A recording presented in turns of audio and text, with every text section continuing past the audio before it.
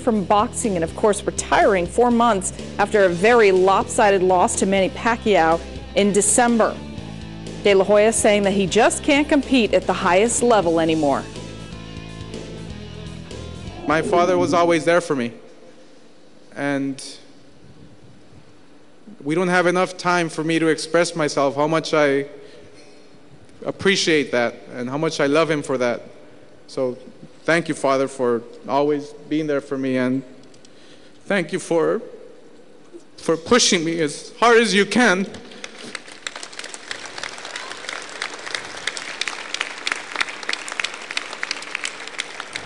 So, wow.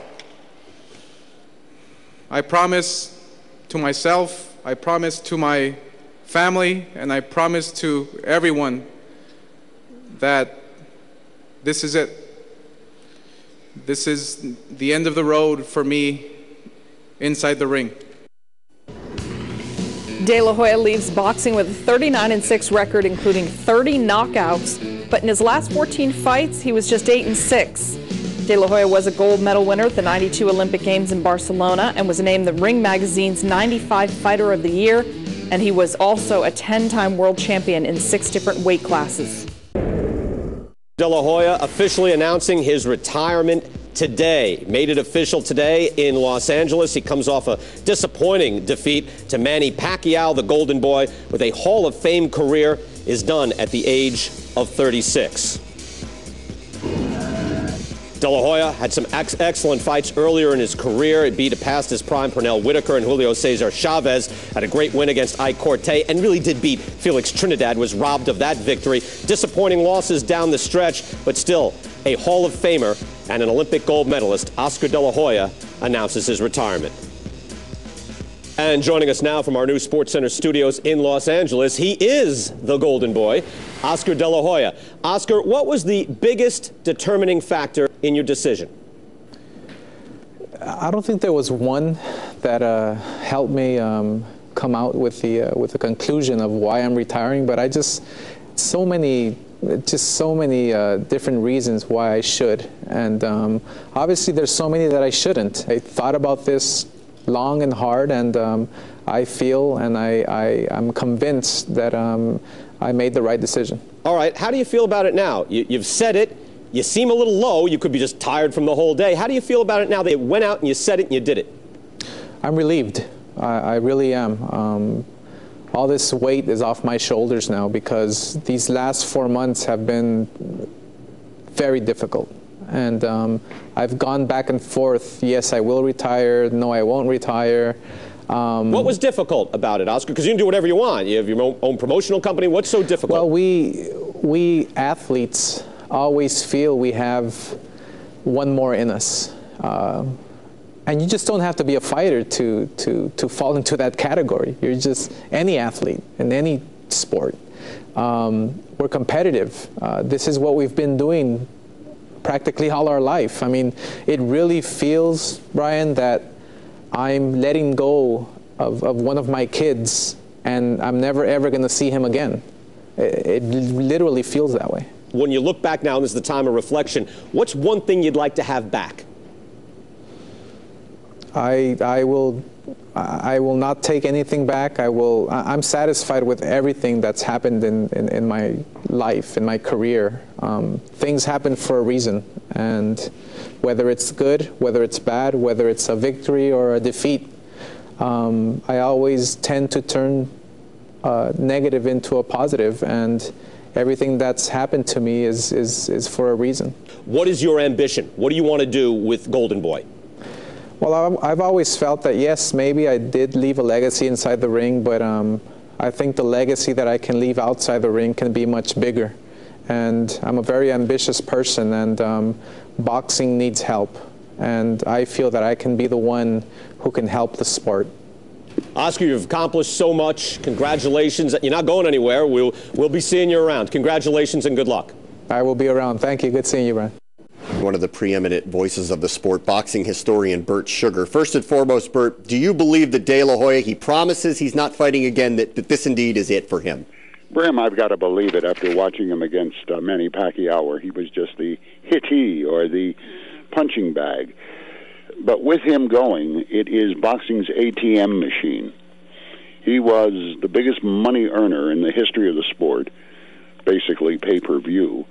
And I think his presence will be missed. He really was one of the stars of the last decade and a half.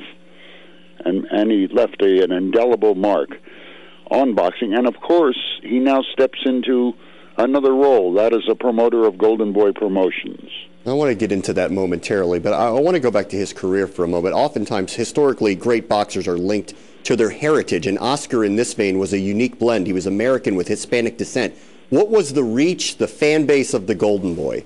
Well, in the beginning, Bram, it was an interesting one because I had never seen fans, and in this case many of them, teenage girls, screaming at a boxer as if he were Tom Jones or Frank Sinatra. But he managed to basically be appreciated as a great boxer, and he was appreciated by the fans of both bases, the Latino and the Caucasian or American race, as a great boxer. And albeit he lost 4 of his last 7 fights, I think he could see the writing on the wall. He did want to retire with a W. Unfortunately, it was a lopsided L to Manny Pacquiao.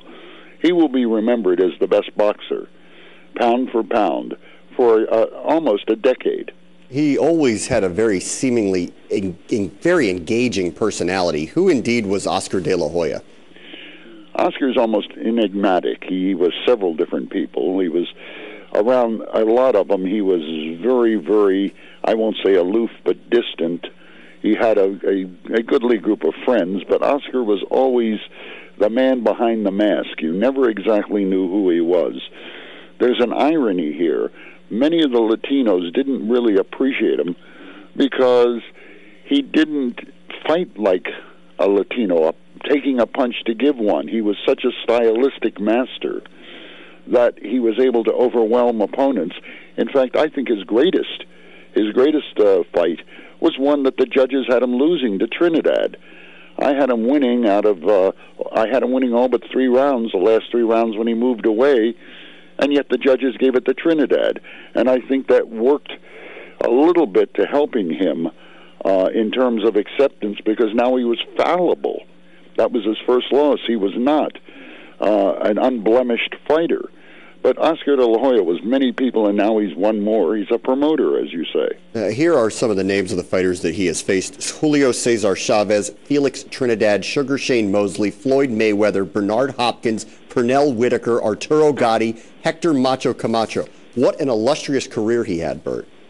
He did. He spanned it all. And you know what's interesting is that in times when the heavyweight division is almost on the cusp of being suspended on account of lack of interest, it's always the middle area weight classes, and in this case Oscar dominated them, that come to the fore. It happened in the 30s when it was Primo Carnera, Max Schmeling, in Larry Holmes's era, because he was fighting household names that weren't really household names in their own households.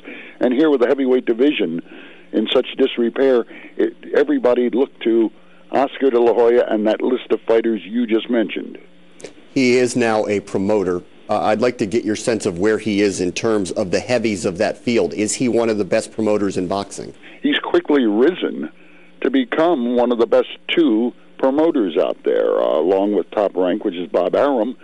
And Oscar has taken, I think, the place of Don King, is becoming, if not the preeminent promoter, he's one of the 2.